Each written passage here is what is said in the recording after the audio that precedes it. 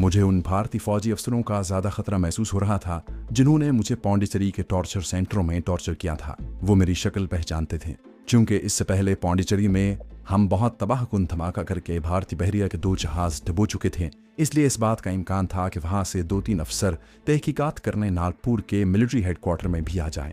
मैं अपने आप को हर किस्म के हालात का मुकाबला करने के लिए तैयार कर रहा था। दोस्तों, आगे बढ़ने से पहले आपसे गुजारिश है कि अगर आपने अभी तक इस चैनल को सब्सक्राइब नहीं किया तो इसे सब्सक्राइब कीजिए और वीडियो पसंद आने की सूरत में इसे लाइक, शेयर और कमेंट करके हमें बताइए कि आपको हमारी वीडियो कैसी लगी। तो आइए कहानी की तरफ चलते हैं।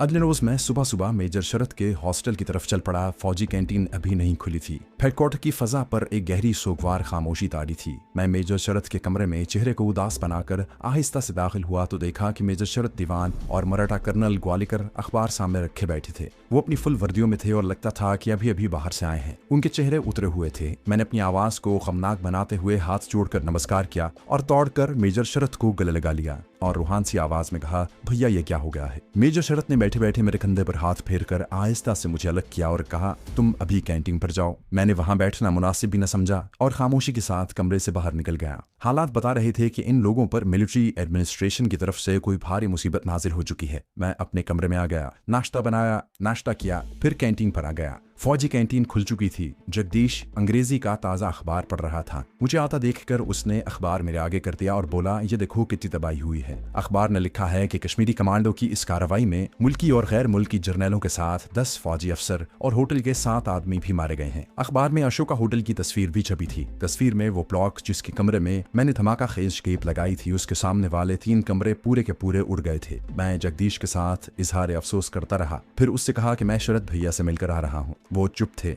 उन्होंने मुझसे कोई बात नहीं की। जगदीश, कहीं मेरे भैया पर फौज का कोई मुकदमा तो नहीं चलेगा? जगदीश ने नफी में सर हिलाते हुए कहा, नहीं नहीं, ऐसा मेरा ख्याल नहीं। वैसे थोड़ी देर पहले एक लांस नायक चीनी का पैकेट लेकर आया था। उसने मुझे बताया कि दिल्ली और पौंडीचेरी के इंटेलिजेंस टीमें यहाँ पहुंच रही हैं। पौंडीचेरी का नाम सुनते ही मैं सोच में डूब गया। पौंडीचेरी की इंटेलिजेंस कोर के 4-5 आला रैंक के अफसर मुझे शक्ल से पहचानते थे। मैंने कई रोज तक उनके टॉर्चर बर्दाश्त किए थे। खासतौर पर वो बुचर कैप्टन जोशी तो मुझे दूर से ही पहचान सकता था और खतरा ये था कि वो तहकीकाती टीम के साथ जरूर आएगा। वो पौंडीचेरी की मिलिट्री इंटेलिजेंस का बड़ा तजुर्बेकार अफसर था। मैंने जगदीश से कहा, मुझे पूरा विश्वास है कि अशोका होटल में तबाही मचाने वाले कश्मीरी अगरवादी जरूर पकड़े जाएंगे। वैसे तुम्हारे ख्याल में दिल्ली और पौंडीचेरी की इंटेलिजेंस के ये अफसर कब तक यहाँ पहुंच जाएंगे? जगदीश ने काउंटर पर चाय के डिब्बे उठाकर शेल्फ में रखते हुए कहा, ये लोग हवाई जहाज से आएंगे। मेरा ख्याल है आज शाम तक पहुंच जाएंगे। मुझे अंदेशा था कि पौंडीचेरी की इंटेलिजेंस टीम में ऐसे फौजी अफसर जरूर होंगे जो मुझसे पौंडीचेरी टॉर्चर सेंटर में इंटेरोगेशन करते रहे हैं और मैं यहाँ गिरफ्तार कर लिया जाऊंगा और फिर मेरा जो हश्र होगा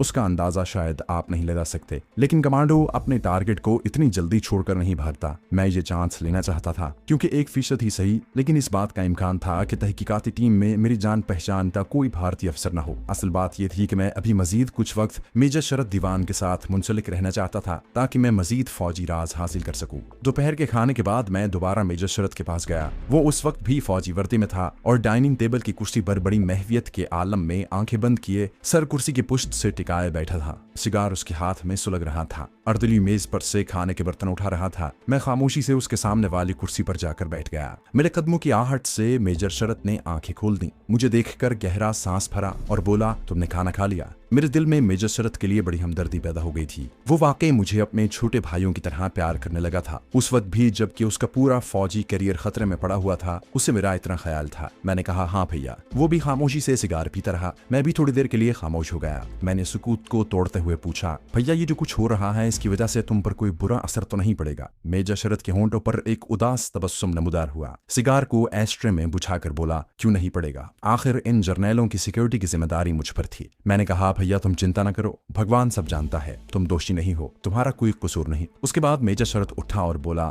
मुझे आज रात अशोका होटल में तफ्तीश के सिलसिले में गुजारनी होगी। तुम अगर चाहो यहाँ मेरे कमरे में सो जाना, अर्दली तुम्हें खाना बना देगा। मेजर शरद चला गया। मैंने सोचा, अच्छा है, मुझे आज रात मेजर की अलमारी की तलाशी का एक और मौका मिल जाएगा। हो सकता है अलमारी में उसका ब्रीफकेस भी हो और कोई नई मालूमात मिल जाए। मैंने अर्दली से कहा, अभी मैं कैंटीन पर जाता हूँ, शाम को आ जाऊंगा, तुम मेरे लिए सब्जी बना दो। अर्दली ने कहा, ठीक है साहब। मुझे पौंडीचेरी से आने वाली फौजी तहकीकाती टीम की फिक्र लगी थी। मैंने कोई 4 बजे जगदीश से पूछा, क्या पौंडीचेरी वाली फौजी टीम आ गई है? जगदीश बोला, तुम्हें नहीं मालूम? जहाँ कैंटीन के सामने से उनकी स्टाफ कार गुजरी थी। 6-7 ऊंचे रैंक के अफसर बैठे हुए थे। पता नहीं किस किस की जान मुसीबत में फंसेगी। मेरा ख्याल है कि हमारे हेडक्वार्टर के कुछ अफसरों का जरूर कोर्ट मार्शल होगा। शाम होते ही मैं कैंटीन में अपनी ड्यूटी खत्म करके सीधा मेजर शरद दीवान के हॉस्टल में चला गया। चाय भी अर्दली से बनवा कर पी और रात का खाना भी वहीं खाया। अर्दली रात 10 बजे चीजें वगैरह समेटने के बाद चला गया। मैं कमरे में अकेला रह गया तो सोचा मेजर की अलमारी की तलाशी ली जाए। मैं अलमारी की तरफ बढ़ा ही था कि टेलीफोन की घंटी बजने लगी। मैंने रिसीवर उठाया तो दूसरी तरफ से मेजर शरद की बोझल सी आवाज आई, धर्मवीर। मैंने कहा, जी भैया। उसने कहा, अच्छा, क्या तुम आ गए हो? पौंडीचेरी से तहकीकाती टीम हेडक्वार्टर में आई हुई है। हो सकता है उस टीम का कोई फौजी अफसर मेरी अदम मौजूदगी में कमरे की तलाशी लेने आए, उसे तलाशी लेने देना। मैंने कहा, ठीक है भैया, और मेजर शरद ने फोन बंद कर दिया। मैंने लोहे की तार से अलमारी को खोल कर देखा। वहां मेजर का ब्रीफकेस नहीं था। आमतौर पर टॉप सीक्रेट फाइलें वो अपने ब्रीफकेस में ही रखता था। अलमारी की एक जानिब मेजर के सिविलियन कपड़े और इस्त्री की हुई वर्दी तंगी थी। दूसरी तरफ खानों में अला बला सामान पड़ा हुआ था। उस सामान के नीचे मुझे एक फाइल नजर पड़ी। मैंने उसे बाहर निकाल कर खोला और वर्क उलटने लगा। एक वर्क पर मेरी नजरें ठहर गईं। फुल स्केप टाइप शुदा कागज के ऊपर टॉप सीक्रेट सुर्ख लफ्जों में टाइप किया हुआ था। मैंने अलमारी बंद की, फाइल लेकर मेज पर बैठकर उसे गौर से पढ़ने लगा। मुझे वो खुफिया राज मिल गया था जिसकी मुझे तलाश थी। इसमें इंडिया के डिफेंस डिपार्टमेंट के चीफ सेक्रेटरी की तरफ से एक खत मिलिट्री हाई कमांड के चीफ ऑफ स्टाफ को लिखकर उससे पाकिस्तान पर भारत के हमले के महीने का तायुन करने को कहा गया था। दूसरा खत इंडिया की फौजी हाई कमांड की तरफ से लिखा गया था। इस खत में ये वाज़ेह तौर पर कहा गया था कि पाकिस्तान पर हमला सितंबर के महीने में किया जाएगा। वो सितंबर 1965 का महीना निकलता था। फाइल में लगे हुए दूसरे कागजात को भी मैंने सरसरी नजर से देखा। उनमें इंटेलिजेंस के बाज अफसरों की पर्सनल फाइलों में से कुछ वाकयात लेकर उनकी तरबियतों के सिलसिले में बहस की गई थी। मैंने फाइल उसी तरह अलमारी के खाने में रख दी। अलमारी को बंद करके ताला लगाया और किचन में आकर कॉफी बनाने के लिए पानी गर्म करना रख दिया। मैंने सिगरेट सुलगाया और किचन की खिड़की में से बाहर छोटे से बागीचे में लगी हुई बत्तियों और इन बत्तियों की रोशनी में नजर आने वाली झाड़ियों और केले के दरख्तों को देखते हुए सोचने लगा कि मुझे ये खबर फौरी श्रीनगर कमांडो शेरवान को पहुंचा देनी चाहिए। अलमारी में मेजर शरद का ट्रांसमीटर सेट नहीं था। अगर होता तो मैं उसी वक्त खुफिया कोड में कमांडो शेरवान को इतला कर देता कि भारत ने पाकिस्तान पर हमला करने के लिए सितंबर के महीने का पहला हफ्ता चुना है। फिर सोचा कि कल या परसों किसी वक्त अलमारी की दोबारा तलाशी लूंगा। हो सकता है मेजर शरद वहां ट्रांसमीटर सेट ला कर दे। मुझे ख्याल नहीं रहा था कि अर्दली गया है तो मैं उठकर कमरे के दरवाजे को झटकनी लगा दूं। कॉफी के लिए पानी उबलने लगा तो मैंने कॉफी बनाकर प्याली में डाली। फ्रिज खोलकर अंग्रेजी चीज का एक टुकड़ा निकाल कर काउंटर पर रखकर छुरी से उसका टुकड़ा काट रहा था कि बाहर कमरे में किसी के फौजी बूटों की आवाज आई। साथ किसी ने भारी भरकम आवाज में कहा,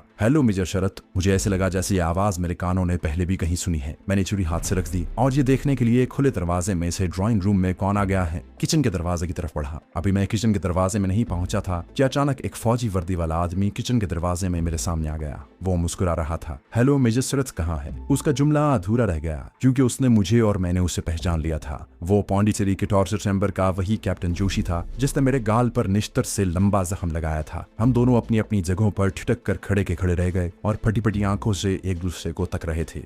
ये मेरे लिए जिंदगी और मौत का लम्हा था। ये कैप्टन जोशी के लिए भी जिंदगी और मौत का लम्हा था। मुझे पहचान लेने के बाद वो यकीनन इस नतीजे पर पहुंच गया था कि मैं ही वही कमांडो हूँ जिसने पौंडीचेरी में भारतीय जहाजों को तबाह करने के बाद अब अशोका होटल के एक कमरे को 6 जर्नैलों समेत धमाके से उड़ा दिया है। एक सेकंड के लिए हमने एक दूसरे को देखा, पहचाना और उसके साथ ही कैप्टन जोशी के मुंह से निकला, तुम। और उसका हाथ बेल्ट के साथ लगे पिस्तौल के होल्स्टर की तरफ गया। अगर मेरी जगह कोई दूसरा आदमी होता तो शायद वो कैप्टन जोशी के पिस्तौल के फायर से जख्मी होकर गिर पड़ता और वो उसे अपनी हिरासत में ले लेता, क्योंकि ऐसे आदमियों को जान से नहीं मारा करते, इनसे मिलिट्री पूछगिछ करनी होती है। लेकिन कैप्टन जोशी को मालूम नहीं था कि उसके सामने कौन खड़ा है। जब मुझे पौंडीचेरी में उसके पास लाया गया था तो मेरे हाथ पीछे बंधे हुए थे और वहशियाना तशद्दुद की वजह से मैं अदमुआ हो रहा था। लेकिन अब मेरे हाथ बंधे हुए नहीं थे और मेरे एक हाथ में छुरी भी थी जिससे मैं कोई चीज काट रहा था। मैंने कैप्टन जोशी को इतनी मोहलत ही न दी कि उसका हाथ होल्स्टर में से पिस्तौल निकाल सकता। मैं छुरी से उस पर वार नहीं करना चाहता था, इस तरह उसका खून मेरे कपड़ों पर लग जाता।